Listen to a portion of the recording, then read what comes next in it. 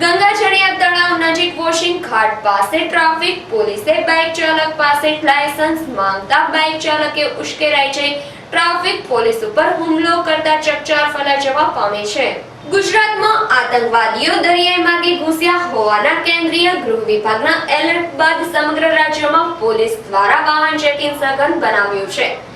Bhavnagar traffic police દ્વારા પણ વાહન ચેકિંગ હાથ ધરાયું છે। શહેરના ગંગાજળિયા તળાવ નજીક વોશિંગ ઘાટ પાસે ટ્રાફિક પોલીસ કોન્સ્ટેબલ એસપી બાંભણિયાએ બાઇક ચાલકને અટકાવી લાયસન્સ તથા ગાડીના કાગળો માંગતા નહીં બતાવતા ટ્રાફિક કોન્સ્ટેબલે બાઇકને ડિટેઇન કરવાની વાત કરતા બાઇક ચાલક ઉશ્કેરાઈ ગયો હતો અને ટ્રાફિક પોલીસની ફરજમાં રૂકાવટ કરી હુમલો કરી માર મારતા વોશિંગ ઘાટ પાસે લોકોના ટોળા એકઠા થયા હતા।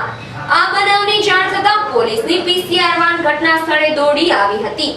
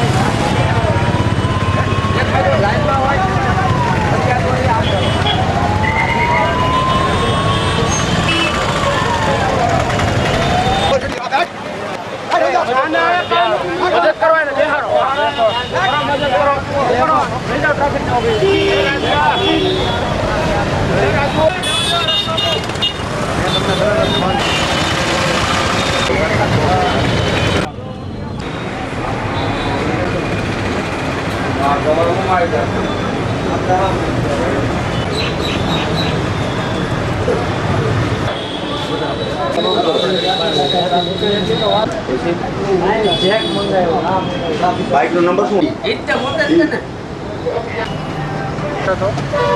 સવારે 10 વાગ્યાના આસપાસ એક બાઇકવાળાને રોકેલ જેની પાસે ગાડીના કાગળ પીયુસી લાયસન્સ માગતા લાયસન્સ તો આવતું પણ કે પીયુસી ઘરે ભૂલાઈ ગયું। થોડા મારી સાથેના જમાદાર નટુભાઈ હતા અને 5 આપવાની કોશિશ કરે પણ કે 5 મારે લેવી નથી। તમે લાવો કે હું એને ઓલો આરટીઓનો મેમો આપી દો, આરટીઓ ડન કરી આવે પૈસા ન હોય તો વૈગાને કાંઈ લેવું નથી એમ કરીને માથાકૂટ બે ફોન દ્વારા 2 3 5 જણા બોલાવે અને માથાકૂટ કરવા લાગે, લે ટોળું ભેગું થઈ ગયું મારી ઉપર હુમલો કરે। આશરે કેટલા જણા છે? આજે 7-8 જણા છે અને બીજા પબ્લિક। આ બનાવ અંગે ટ્રાફિક પોલીસ કોન્સ્ટેબલે બાઇક ચાલક વિરુદ્ધ એ ડિવિઝન પોલીસમાં ફરિયાદ નોંધાવતા પોલીસે ગુનો નોંધી વધુ તપાસ હાથ ધરી છે।